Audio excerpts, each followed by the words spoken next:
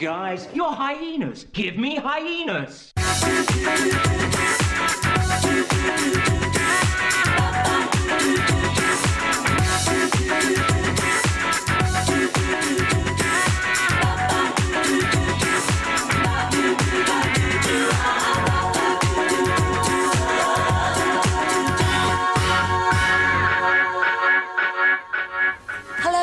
Welcome to Popstars, The Rivals!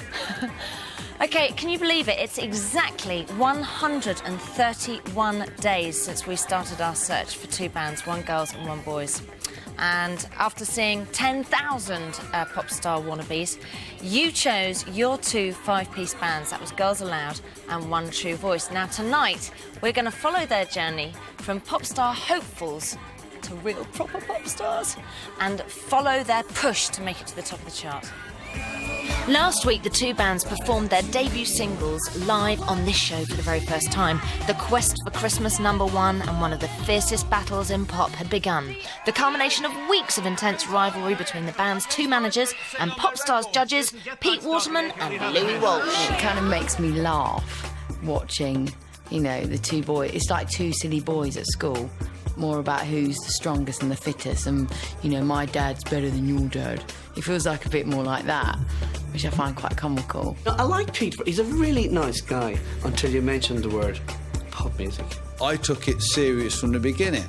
You know, maybe I shouldn't have. Maybe I should have been a bit more light-hearted about it. But this was always a competition where, you know, the most successful young manager, or new manager, Louis Walsh, was taking on the old establishment, the old grey Pete Waterman. And there was no way the old grey was going to let him get away with it. It's really personal for the pair of them now, because I suppose they're going to think how, you know, each band does reflect on them and how good manager or producer they are. The five boys who had been voted by the public to make it into the band were revealed a week before the girls. The final line... The remaining 6 girls had to face a similar experience, but the task was all the more difficult. It was the cover shoot for their single. It's kind of weird when you say it's for the single. I know that we know it is, but it's weird. You just think it's another photo shoot. That's fantastic. Have you seen the CD cover thing? It's going to be like TVs, and we come out with a TV programme, and so it's going to be like one of us on each TV in the CD cover.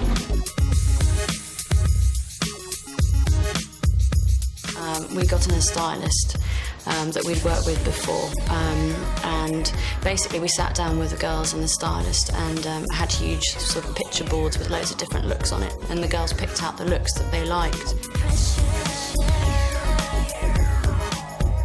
What we're doing, previously we've done TV shots, which the girls are then going to be retouched into afterwards, because of course we've got 6 girls here today, there's only going to be 5 in the final one. So we're going to take head and shoulder shots, and then next week they're all going to be retouched in different versions onto these TVs. For both the videos to be ready for a Christmas release, essential choreography work was well underway. The girls teamed up with choreographer Paul Roberts, who'd previously worked with the Sugar Babes and All Saints. Nice to meet you. Kisses all round. We're trying to create the style for the girls choreographically, something people can recognise, like All Saints had a trademark within their choreography. Sugar Babes do. We're just going to try to keep it minimal, simple, but very effective.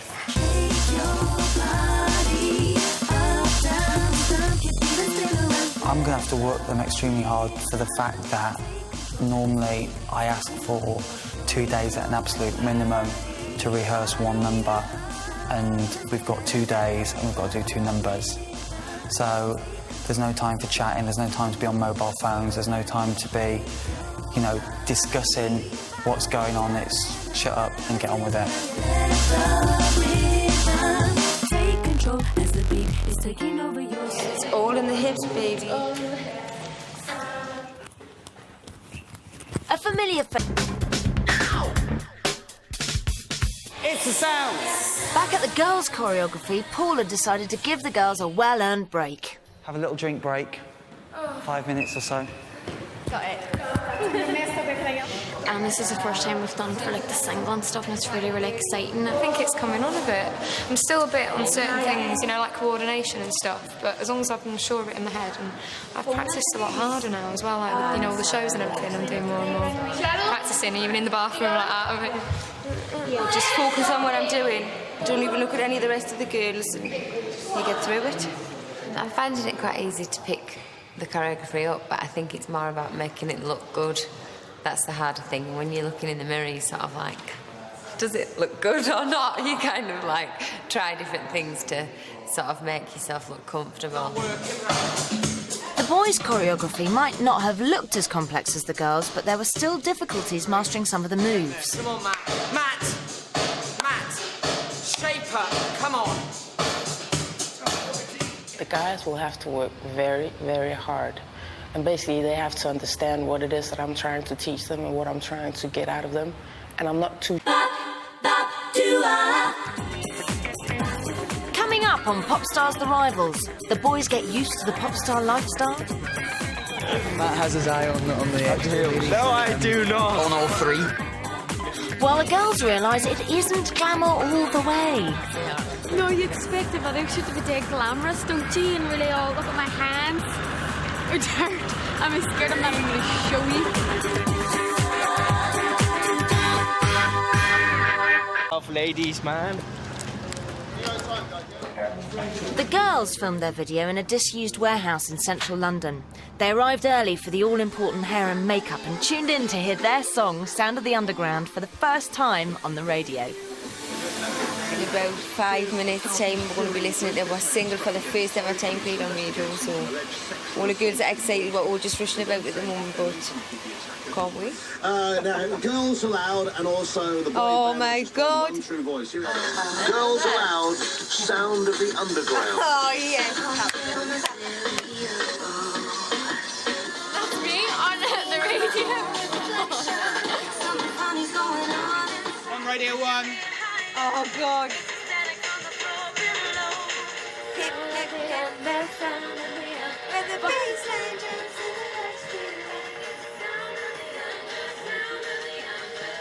That's your nice. There you go. I think you might agree with me that for what it is, that's surprisingly good. Do you know what I mean? There you go. Then they got to hear the boys' song, Sacred Trust, for the first time too.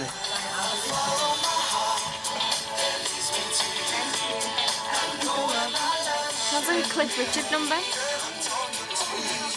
It was good, but the girls was far better. What's with the big, we're gonna get number one, we're gonna get number one, because we are. What's it like? That is the boys' effort. That's the one true voice with sacred trust. What do you reckon then?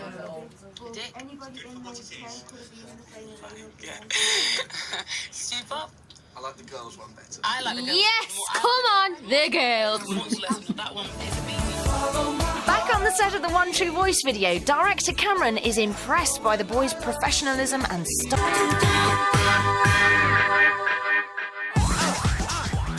The videos had both been shot, and with the release of the singles imminent, the race was on for number one, and the only way to secure that much-coveted spot was to jump in the back of a van and do a promotional tour of the regions. Oh.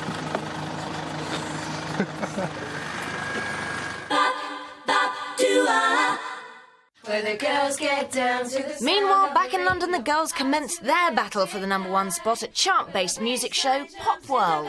The beat of the drum goes round and around. Hello. Hi. That sounds marvellous. I just want to say hello. Enjoy the interview and the performance and everything. Thank you. You look marvellous. So don't let anyone tell you that's too much tan. It's not. I'll see you later. All right. After 3 hours of makeup, they were finally ready for their first TV performance. First time we're going to sing and dance live. Oh my God! This is my fun. I can't deal with it. This is Boss. We've never stopped since that day. I don't think it's really sunk in properly for us that we're in the band. We've kind of just been so busy. It's just manic.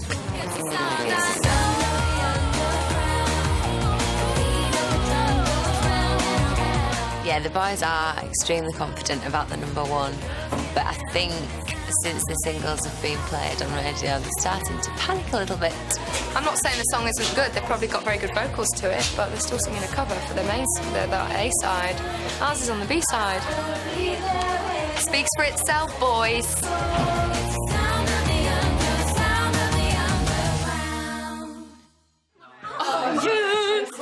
That's good, isn't it? Look over there. Bye, girls. Bye, boys. Yeah, with the weight.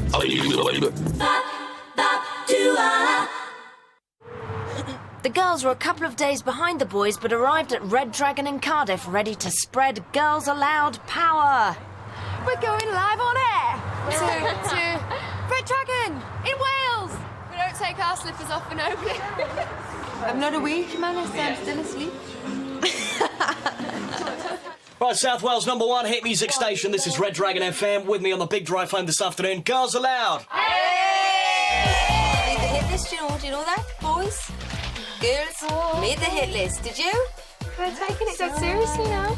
And we're having a bit of fun with it. Going, yeah, we're going to beat the boys, yeah. And they're like, I just think they're all being so childish. Listen, thank you for coming in today. Thank you for having us. Good luck. And are you going to beat the boys? Yes! I think so. Girls Aloud, thank you very much. Thank you. He said, I just asked him before we went, and he's whispered, yes, I think you're going to beat the boys. The race for #1 was now in full swing, and with millions of fans to win over, the boys, still excited by touring, prepared for their first TV interview on CITV. Hot on the boys' heels, with 25 interviews done and over 350 miles travelled, the girls arrived in Bristol. Come on, girls. Get out of the car. We need a little help here. Hello, Kimberly. Nice to meet you. Hey, Kimberly. Hello, Kimberly. I am quite nervous, actually, yeah. Because I've pretty much developed a crush on all of them. It's Core Control. It's Cam and Sally. It's Girls Aloud. Now, I've got loads of questions to ask you. First one being, Pete Waterman. He was suggesting on Saturday night's show that you hadn't sung on the record. That's quite a compliment, actually, though, because if he's saying we didn't sing, obviously he's good at that. We sounded good. Actually, just got a marriage proposal and text message, which, you know, it's great. It's great to know there's some people out there that would like to marry me. He's 55, so it's great. Give yourselves a round of applause. There you go. I'm enjoying it. I like all these, like, I prefer doing it all 5 of us together when we're on the radio, and you can tell it's like a big radio station. They're really up for it and they're going for it, and they're really sort of bigging us up and come on the girls and everything else. The one true voice entourage moved on to Ireland, which meant... After a nail-biting week for the remaining 6 girls, the final 5 were revealed to the nation. Cheryl, Kimberly, Nadine, Nicola and Sarah became Girls Aloud. When I think back to queuing up for 2 of us in the freezing cold, waiting for that one audition just to see how I got on, then I think now where I am, it's unbelievable. I think everybody, when they're a kid, everybody wants to be a pop star or thinks about it anyway, at least. And if anybody says they weren't, they're lying. I've been saying this ever since I was little. I haven't said if I get famous. I've always said when I'm famous, when I'm a singer, when I'm doing this, when I'm... it's really weird. It's like, could I be psychic? I've been in the house now, 7 weeks. And, so much has happened in 7 weeks. To think back how, fast it's gone. It's just been a complete roller coaster, and I don't know, really, it's so exciting, but it's very nerve-wracking and intense at the same time. There was very little time to celebrate as the girls were whisked off the next day to face the paparazzi and reveal the band's ad campaign. It's kind of mad that it's the first photo shoot as a band, isn't it? Yes. Straight away, the girls threw down the gauntlet to the boys. Yeah, the boys are very dull, aren't they? They are. No, even when you watch them, though, even when you watch their interviews and things like that, it's like, I am Jamie. You're a good girl, and that's what makes me.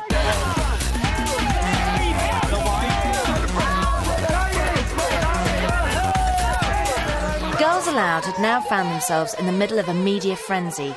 They've now got to continually deal with being under the scrutiny of the press, something that has a downside, as a couple of the girls had already experienced. Normal people would realise that stuff written in the papers isn't always true. And there's never an element of entire truth behind a bad story. And I mean, I've known that for years. Yeah, it upsets you, but at the end of the day, it's chip wrapper the next day, isn't it? And if people want to do kiss and tells on you and make up stories about you from people you barely even know, they're making themselves look stupid.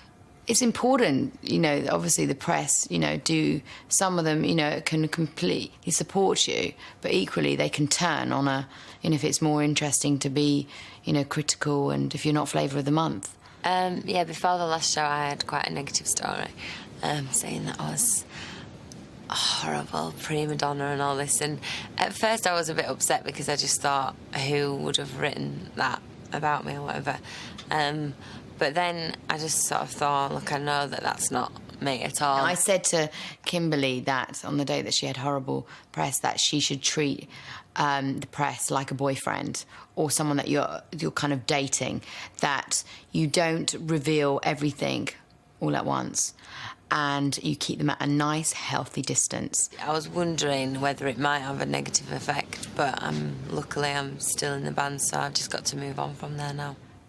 Kimberly was a fantastic example that there was no truth in that. And really, sometimes we have to remember that, you know, some of these columnists have a blank piece of paper and every day they've got to fill it up. They do. And so they've got to fill it up with something juicy.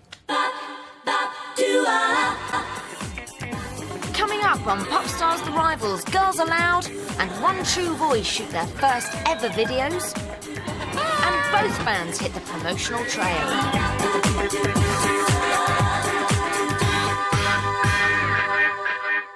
Right, makeup. More makeup. Much more makeup. Oh, no, lady!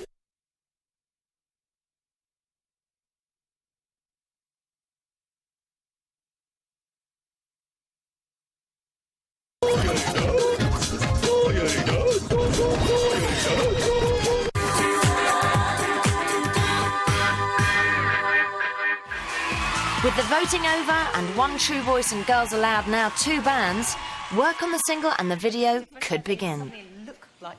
There's a million things you've got to do, and in truth, you've got half the time you thought you had. Both Pete and Louis had teamed up with record labels they'd already worked successfully with before. For Pete, the label that brought us Steps, Jive Records.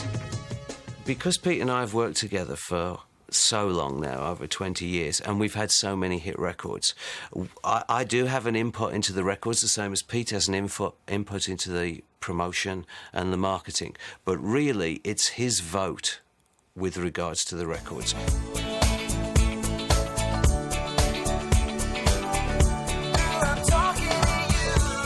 The Bee Gees had written that song, but they're very particular on who records their singles. I'd had this song 2 years ago from Barry Gibb. I wanted to record it 2 years ago. Pete spoke to Barry Gibb and told him that he had this group, One True Voice, and where the group had come from and exactly what he wanted to do. And Barry said Barry was up for him. Oh, I'm sorry. I started carrying on as well. No, you're all right. No, I just thought I'd leave. When it got down to the last 6, we knew then that we would be removing one scenario. Louis collaborated with the label responsible for Boyzone and Samantha Mumba, Polydor Records. They are the best pop label in the UK, and we've got the best marketing people in it. I'm just a very small cog in a very big wheel. And when Sound of the Underground came in, we knew that that was the one. When we got down to the final 10 girls, we played them several songs, and that was unanimously chosen by everybody involved. Out in electric night, where the bassline jumps in the backstreet lights, the beat goes round and round. It's the sound of the underground. We started the recording when the girls were down to 7. So 7 girls went into the studio and laid down the vocals to the entire song. On the night the band was chosen, we had the producer standing by in the studio, ready to do the final mix with the 5 correct final voices. This meant that an unlucky few would have to face the ordeal of recording vocals for their track, knowing that their voices could possibly be removed.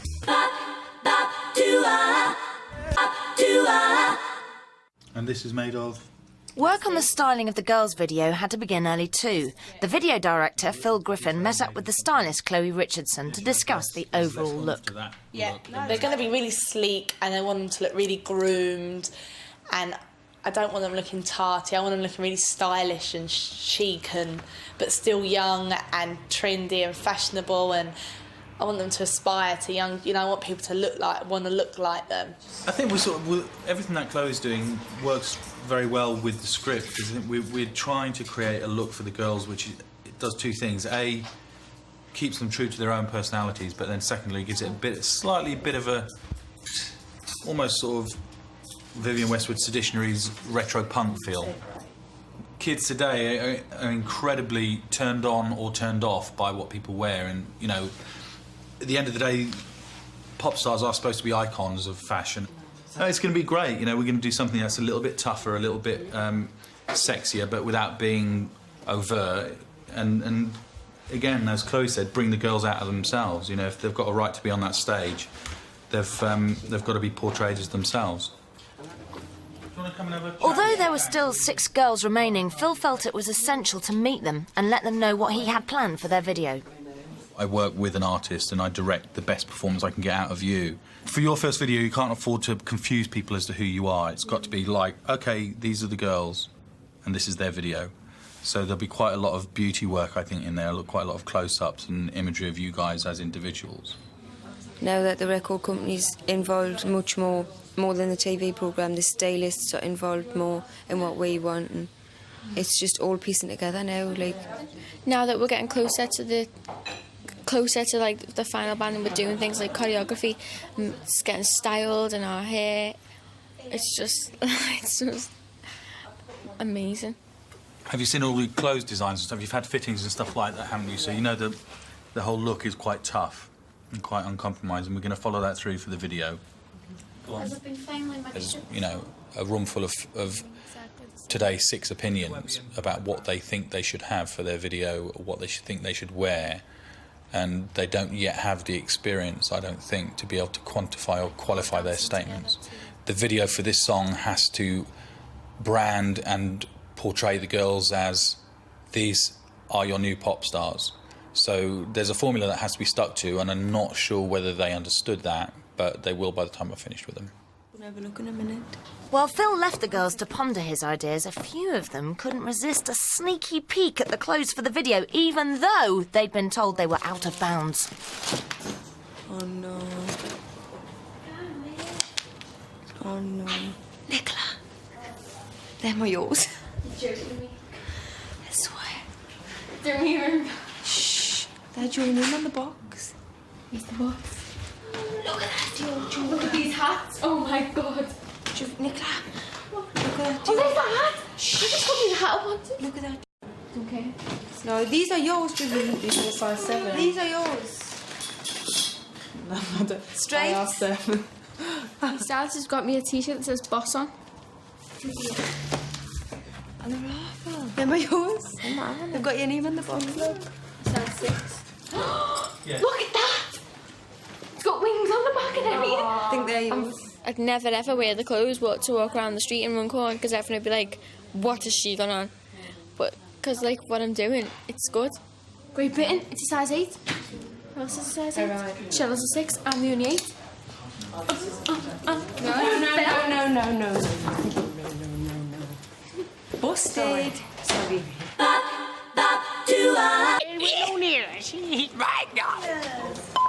On the set of the Girls Aloud video, director Phil had already guided Nadine and Kimberly through their first tentative shots. Maybe touch her. Don't be scared of this stuff. It's dirty. That's what it is. The song's dirty. At first I was really wooden, and I just felt stupid, looking into the camera and stuff. But I got a little bit better towards the end.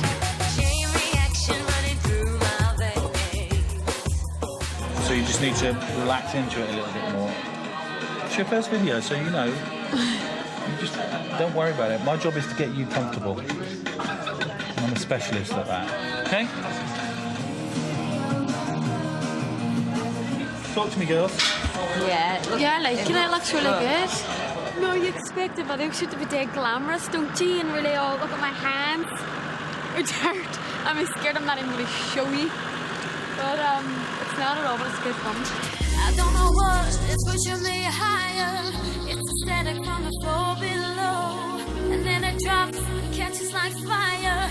It's a sound it's a sound it's a sound It's like we're still living in the house, so like we can't see from out. Like I remember when Hearsay was a band, and I was like, oh my god, they're so famous. You know what I mean? And we can't see our famous, like. We can't see that. We just think we're in the house still and like getting up and doing things. You know what I mean?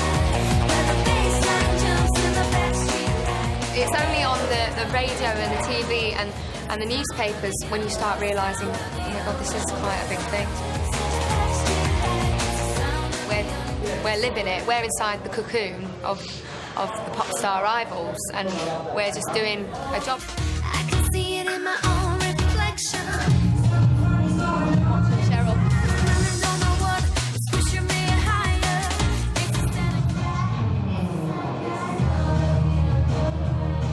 Yes, go on, Cheryl. Regina.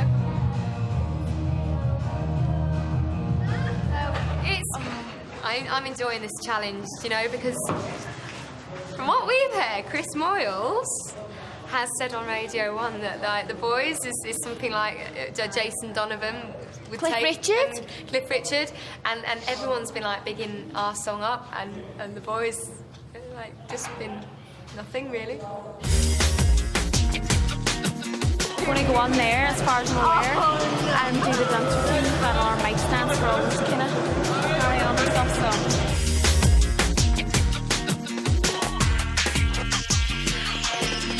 You know what? Hey! I've watched making the video and that for years and years and years, never us make the video.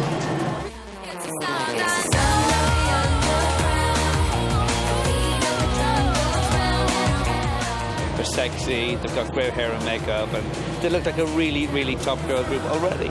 This is their first video. Fantastic. I just seen them as a band now, I think it's a really cutting-edge record, and they look great. Look the real deal. I think the girls are doing incredibly well, considering it's the first day they've ever had to be in front of a proper pop video camera. It's a lot of pressure for them, and considering the weeks they've had and the stress of Saturday, they're doing very well. Today was kind of the first day that they felt, the band's kind of dreams come true. So I've noticed they're completely relaxed and in it and focused more than I've ever seen them today. Just look at them, they don't look like those 5 innocent kids that walked in to sing at Popstars, They look like stars. Yeah. It's gonna beat the boys fair and square, fair and square. It's gonna beat the boys. We've blown the boys out of the water as a God's reaction from everybody, This is the start of something really big for Girls Aloud.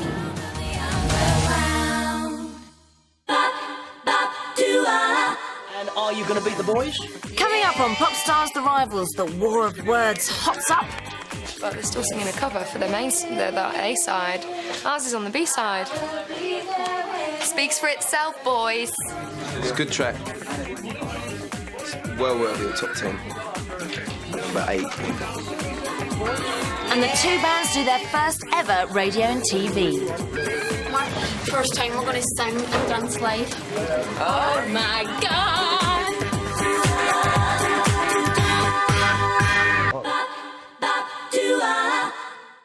The tour is over, but the battle continues. Who will make it to #1, Girls Aloud or One True Voice?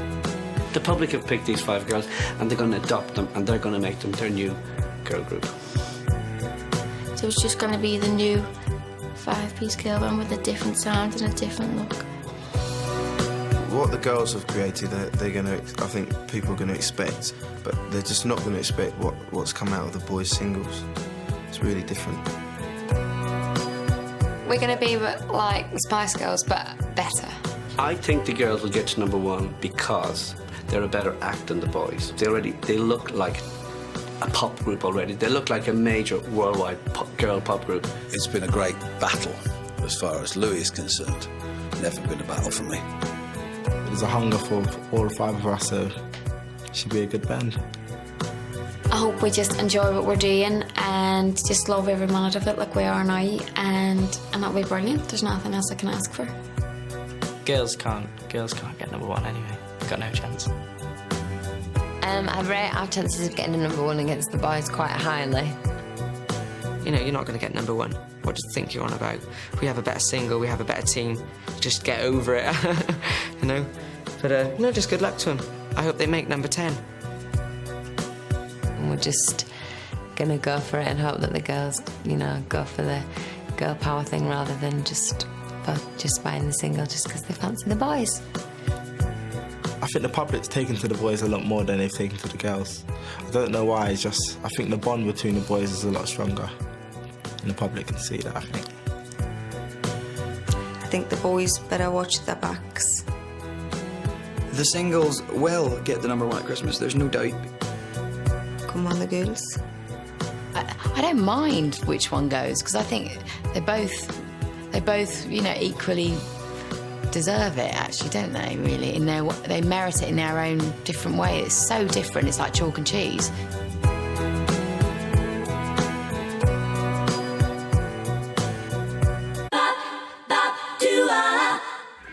OK, join me next week on Popstars The Rivals to find out if Girls Aloud or One True Voice made it to that all-important Christmas number one slot.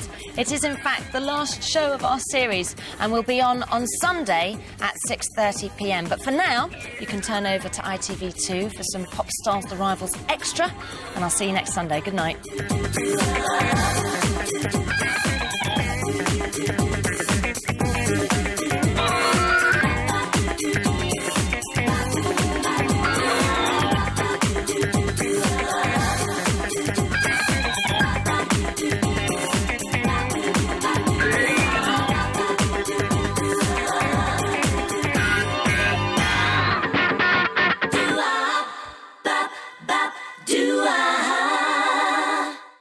Get your granny shuffling her slippers to the tail-tapping sound of the Happy Hyenas.